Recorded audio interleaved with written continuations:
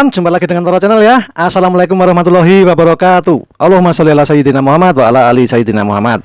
Oke kawan, bismillahirrahmanirrahim. Kali ini kita akan membahas ya, mengkritisi dan kita gaskan ya untuk penegakan hukum ya, biar keadilan bisa tegak lurus di seluruh Indonesia. Kasus Vina Cirebon, 7 terpidana yang tak berdosa segera bebas, dan kasus penindasan, perampasan dan penjajahan yang ada di Jakarta dan Banten ya, yang dimana Jakarta dan Banten akan di sepanjang pantai akan dijadikan sebuah negara ya, negara PIK 1, PIK 2 atau Pantai Indah Kapuk 1, 2, 3 sampai 11 ya. Itu rencana daripada Taipan atau Sembilan Naga ya, untuk menjajah kedaulatan negara kesatuan Republik Indonesia ya. Dan Pak Prabowo sudah bilang ya, tidak boleh kerjasama dengan antai asing ya, sambil gebrak-gebrak meja itu. Tidak boleh kerjasama dengan antai asing ya, termasuk Akhwan, termasuk Sembilan Naga, termasuk perampas, penjajah ya, dan penindas ya. Pak Prabowo sendiri yang bilang demikian ya. Selanjutnya kita lihat nih Pak Prabowo ya, kita buktikan ya dalam kampanyenya ya, anti asing ya, anti Akhwan, anti Sembilan Naga. Kita buktikan nih kampanye Pak Prabowo. Lanjut. Apalagi kau bela-bela anti asing.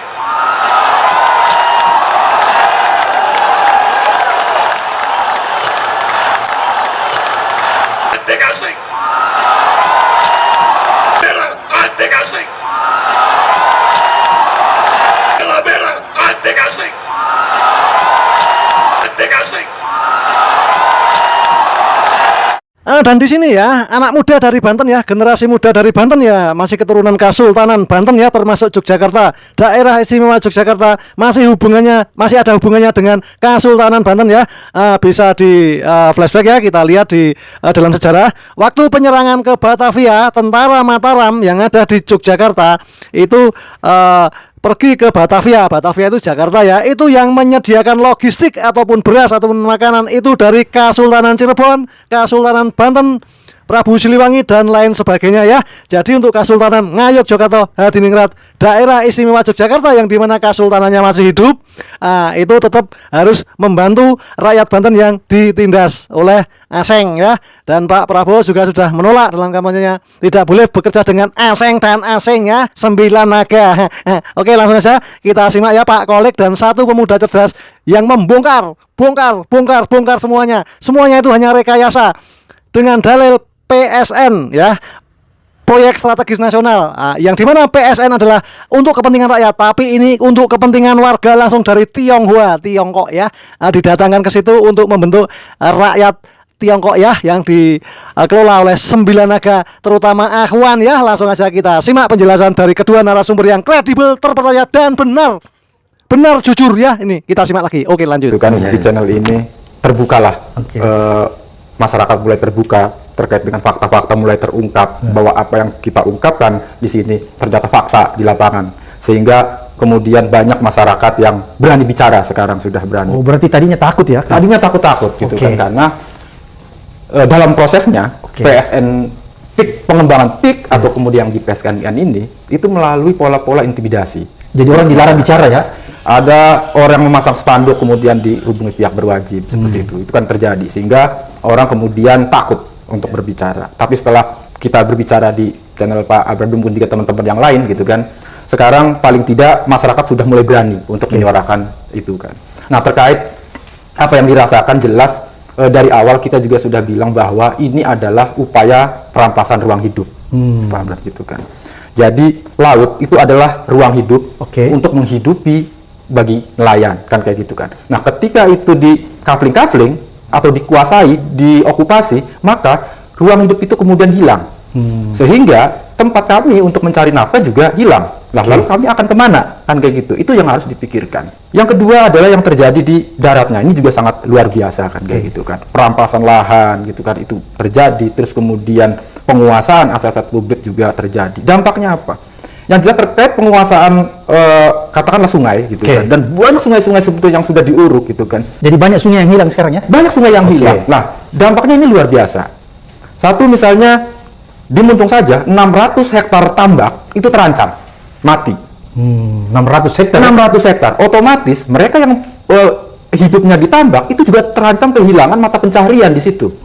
Ya kan? Belum lagi di sisi petaniannya. ya kan, susah pengairan segala macam, dan kejadian air-air ini gitu kan, bahwa terjadi banjir karena air itu kan susah karena sungainya diuruk, irigasinya tuh diuruk. Jadi tidak ada air.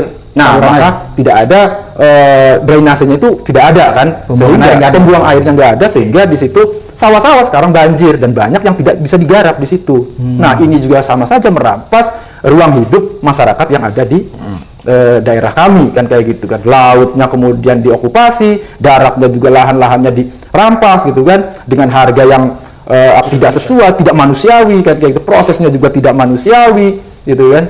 Nah, ini adalah pola-pola saya pikir kalau kita melihat film Si Pitung, Si Jampang gitu kan. Nah, ini kok terjadi gitu kan. Padahal kita ini sudah hampir 80 tahun loh merdeka gitu kan. Seharusnya negara gitu kan berkewajiban paling tidak satu, dia harus menghormati gitu kan adat yang ada di masyarakat, kemudian budayanya di masyarakat, privasinya gitu kan, terus kemudian pekerjaannya itu. Yang kedua juga harus melindungi gitu kan, kewajiban negara. Ketika terjadi penghisapan dan penindasan dalam proyek pengembangan PIK ini, nah kita melihat bahwa sampai hari ini negara belum hadir di sini, gitu kan? Perampasan ruang hidup, terus kemudian okupasi itu juga kan belum hadir. Baru kemudian yang di wilayah laut lah, paling tidak kan baru setelah viral kita desak, baru TNI tuh kita apresiasi di situ kan. Tetapi pelakunya sampai hari ini juga lambat sekali penanganannya. Itu yang di laut lah. Nah, yang luar biasa itu ternyata yang di daratnya ini. Sampai hari ini terkait pengurugan sungai gitu kan, terus kemudian perampasan lahan tanpa ada konfirmasi. Nah, belum ada penindakan sampai hari ini. Bahkan sungainya juga masih tertutup. Ya kan, kita sudah adukan itu coba layangkan ke BBWS gitu kan, ke Balai Besar Wilayah Sungai, terus kemudian ke Ombudsman. Sampai hari ini dari Ombudsman juga belum ada rekomendasi terkait fakta-fakta atau permasalahan-permasalahan yang ada di wilayah daratnya, Pak Abraham. Itu belum ada. BBWS sampai hari ini juga belum menanggapi gitu kan. Dengar-dengar sih mereka saling lempar tanggung jawab bahwa itu bukan wilayahnya BBWS, itu adalah wilayahnya PU Pengairan gitu kan. Pelaku otaknya ini bukan hanya di Banten. Seluruh Indonesia ini. Itu nah, makanya saya tegaskan harus kena ini. Otaknya ini harus kena. Sebab dari segala sebabnya ini yang kena harus. Gitu. Ini preman sudah diturunkan, bansos sudah diturunkan. Ini kan upaya untuk memecah belah ya. Rakyat diberi bantuan supaya berkelahi sesama rakyat di Banten ya, Kang Heri ya. Kemudian itu kita bisa lihat kemarin waktu ada acara demo besar-besaran. Antara rakyat sudah mulai diperhadapkan ya, bahkan ada lawyer Kosinudin itu dipukul oleh preman, ada juga mungkin orang dari dalam dan lain sebagainya. Kalau menurut Kang Heri nih, kalau misalnya ini terus menerus dilakukan, upaya-upaya seperti ini terus dilakukan oleh korporasi, kucurkan bansos, memecah belah orang, turunkan preman, apakah ini akan justru memicu nanti rakyat untuk melakukan perlawanan yang lebih keras lagi? Ya, betul. Sekarang saja artinya dari aksi kemarin adanya preman bayaran segala macam itu kan, nah justru ini semakin memperkuat solidaritas kita. Walaupun juga nanti yang akan dibenturkan adalah sesama anak bangsa juga, orang-orang di bawah kan, kayak begitu. Nah, kalau hal-hal kayak begini diteruskan, ini akan timbul amuk, saya bilang kan, sehingga kemudian akan terjadi konflik besar. Yang bisa jadi gitu kan, kalau misalnya Kang Holid bilang kalau Banten bergejolak gitu kan, seluruh Nusantara ini bergejolak. Nah, bisa jadi gitu kan. Ini akan terjadi huru-hara yang sangat meluas kalau misalnya hal ini dibiarkan. Kalau negara sampai hari ini tidak hadir, maka huru-hara itu juga akan terjadi. Saya pikir seperti itu. Jadi makanya negara harus hadir ya. Negara harus hadir. Penegak hukum harus turun, menindak ya, agar supaya tidak terjadi misalnya persekusi di lapangannya, tidak terjadi intimidasi, tidak terjadi teror terhadap rakyat. Apakah kalau Kang Holid nih dan Kang Heri melihat sekarang, apakah masih ada teror-teror kecil yang dilakukan oleh kelompok-kelompok tertentu terhadap rakyat? Misalnya gini, kan ini masih jalan terus nih proses pengambilan tanah kan, kan masih terus nih. Misalnya masih jalan tuh, ada orang didatangi bilang, udahlah jual tanahmu cepat, karena kalaupun tidak pasti akan diambil alih karena ini proyek. Apakah upaya-upaya itu masih terus berlangsung atau karena lagi ribut nih itu terhenti? Masih tetap masih. Saya masih ngelihat kejadian-kejadian kayak teror-teror itu, termasuk di Tangerang itu paling berani tuh polisinya itu, tingkat intel polsek aja berani ngomong ini ngomong itu. Jadi masih ada rakyat yang terang-terangan dipaksa oleh korporasi melepaskan tanahnya? Masih, karena isu dikasih atau tidak dikasih tetap diurung itu tetap Berkembang masih. Walaupun sebenarnya tanah itu tidak masuk dalam PSN ya. Iya, termasuk di Pontang dan berkembang itu. Jadi orang semakin ketakutan dan orang menyerahkan. Iya, iya begitu masih tetap berembus isu itu mah. Karena memang saya lihat juga dari pihak korporasi juga sepertinya masih pede, masih pede seolah-olah dia endingnya adalah dia yang akan menang gitu.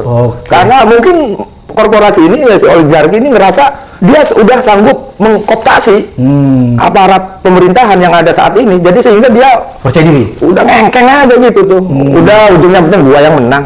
Seolah-olah seperti itu, tapi dia nggak ngebaca kemungkinan-kemungkinan yang akan terjadi di lapangan seperti apa. Ya kalau kita kan modelnya punya nyawa doang. Kalau mereka punya duit, saya punya nyawa, udah gitu doang. Iya.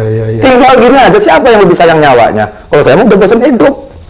Udah pusing. Oke, udah pusing ini udah pik ya? Udah pusing. Jadi selama ada pik ini, menurut Kang Holid sama Kang Heri, orang rakyat di Banten itu bukan jadi sejahtera tapi tambah susah ya? Pusing udah. Tambah miskin. Susah, tambah miskin. Nih sama Pak Heri saya tanya, masa depannya gelap apa terang? Ya kalau misalnya pola-pola negara yang kemudian berselingkuh dengan korporasi hari ini, yang jelas ini akan timbul ketimpangan sosial kan. Jelas kalau misalnya bagi kami masyarakat petani, nelayan yang kemudian ini akan jadi terpinggirkan. Karena apa? Perspektif pembangunannya yang keliru. Saya pikir seperti itu, Pak Abraham. Gitu kan. Perspektif pembangunan yang seolah-olah gitu kan diserahkan kepada korporasi-korporasi. Ya kan? Negara hanya menjadi wasit. Malah bukan jadi wasit, dia negara kemudian dikooptasi, memperlancar segala sesuatunya, ya kan? Jadi negara dikooptasi oleh korporasi-korporasi ini, sehingga kemudian kewajiban negara untuk melindungi masyarakat, gitu kan? Kewajibannya untuk menghormati adat istiadat masyarakat yang tertuang oleh undang-undang berdasarkan cita-cita bagaimana dulu negara ini didirikan, bangsa ini didirikan. Itu hilang semuanya. Ya kan? Jadi arah pembangunannya hari ini mengejar pertumbuhan ekonomi, kayak begitu kan. Tetapi di bawah dia kemudian memarginalkan masyarakat-masyarakat yang rentan ini. Masyarakat lokal, masyarakat adat ini yang kemudian terpinggirkan, kan kayak gitu kan. Jadi konsep dan dulu, Kang Heri, berarti dengan adanya proyek PIK 2 ini masyarakat lokal, masyarakat adat itu menjadi terpinggirkan ya? Menjadi terpinggirkan karena apa? Kan kayak begini kan. Di situ lahan pertanian, pertambangan, di sana kan lahan pertanian dan pertambangan, lumbung malah kayak begitu kan. Justru dulu saja ketika Mataram ingin menyerang ke Aceh sana, kan kayak gitu kan, itu lumbungnya itu dari Banten. Ya kan, Pak Unus kalau nggak salah pada waktu itu kan dari Banten itu, kata Tahilah itu kan dari Banten. Nah, sampai hari ini itu masih dipertahankan sebagai lumbung. Lah, Sultan Ageng Tirtayasa, kenapa dia diberi gelar Tirtayasa? Tirtakan air, jasa kan artinya perlakuan, jasa kan kayak begitu kan. Dia membuat sistem irigasi yang sedemikian canggih pada masanya, sehingga kemudian Banten mencapai masa kemasan pada waktu. Dari apa? Dari agraris, dari pertanian dan dari nelayan. Luar biasa ya? Luar biasa. Nah, hari ini irigasi diurung, gitu kan? Sawah-sawah produktif kemudian diurung. Lalu kemudian cita-cita Pak Prabowo untuk ketahanan pangan, swasembada pangan, kedaulatan pangan, omong kosong. Kang Heri, bisa nggak Anda memperkirakan ya? Kira-kira ada berapa hektar sawah itu hilang oleh adanya proyek PIK 2 ini? Nah, untuk sementara yang satu titik saja itu kira-kira 400 hektar. Satu titik loh di Buncung, ya kan? Itu pengurugan 400 hektar, belum di Pagedangan Ilir yang sudah terjadi. Itu juga ada 400, baik lahan tambak maupun lahan pertanian. Nah, tidak hanya di wilayah Tangerang saja, gitu kan, bahkan sampai ke wilayah Kabupaten Serang. Nah, dari mulai Kecamatan Tanara, Tirtayasa, Pontang, nah ini terancam semuanya, walaupun proses pengurugannya belum terjadi. Tapi ke arah sana sudah mulai. Tapi ke arah sana sudah mulai.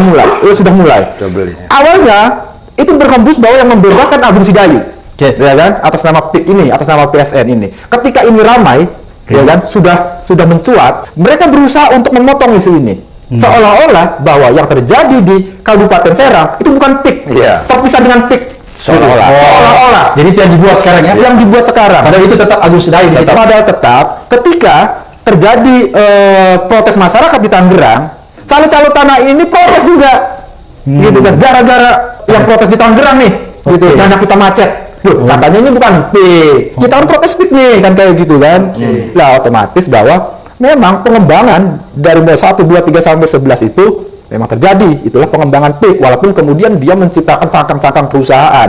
Tapi tujuannya adalah dia ingin menguasai lahan-lahan rakyat dengan murah kan kayak begitu dengan cara menggusur dan mengusir masyarakatnya. Nah itu yang pertama. Yang kedua, sejauh proyek ini berjalan tidak pernah melibatkan partisipasi publik, tidak pernah ada konsultasi publik yang bermakna di situ. Padahal itu adalah salah satu hak asasi manusia, hak sebagai warga negara, hak sebagai manusia untuk terlibat dalam pembangunan. Kalau misalnya ini dalam kerangka pembangunan, sehingga yang terjadi apa? Terkait mana yang PSN, mana yang bukan PSN saja, itu gelap. Jadi kan, jadi ada penyeludupan hukum. Ada penyeludupan hukum, gitu kan. Walaupun sekarang misalnya 1755 hektar, 1.500-nya pakai hutan lindung, yang 255 pakai tanah di luar hutan lindung, yang 255 ini yang mana? Ya kan? Apakah yang sekarang di Urugi Muncung itu? Itu kan 400 hektar, ya kan? Apakah yang di Pagedangan Ilir? Itu kan 400 hektar, 1.400. Belum lagi kemudian yang terjadi di Teluk Naga, di Paku Haji, di Mawuk, sampai ke Muara sana, gitu kan? Di Kampung Muara sana, ya kan? Saya dengar dari teman-teman yang bahwa luar biasa jahatnya di Kampung Muara itu. Ada masyarakat kemudian diisolasi di situ. Kalau misalnya Pak Said Didu bilang itu adalah rong gajah, hanya diberi akses dikit, gitu kan? Dan mereka dipagari 5 meter, kan gitu kan? Jalannya sekitar 6 kilometer, gitu kan? Kalau misalnya hujan, banjirlah di situ. Jadi masyarakat terisolasi ya? Masyarakat terisolasi. Sengaja diisolasi itu ya? Sengaja diisolasi supaya kemudian tidak betah dan kemudian pindah dengan sendirinya. Menjual tanahnya. Upaya itu juga dilakukan di Muncung. Ketika akses masyarakat terhadap sungai ditutup, itu juga sama saja mereka mengisolasi hak untuk mencari penghidupannya. Ketika tahan-tahan ini kemudian mati di situ, kan kayak gitu. Otomatis masyarakat juga kemudian menyerah karena tidak produktif. Buat apa? Akhirnya apa? Ya korporasi lagi yang mencaplok itu. Membeli ya. Apa itu tidak by design? By design.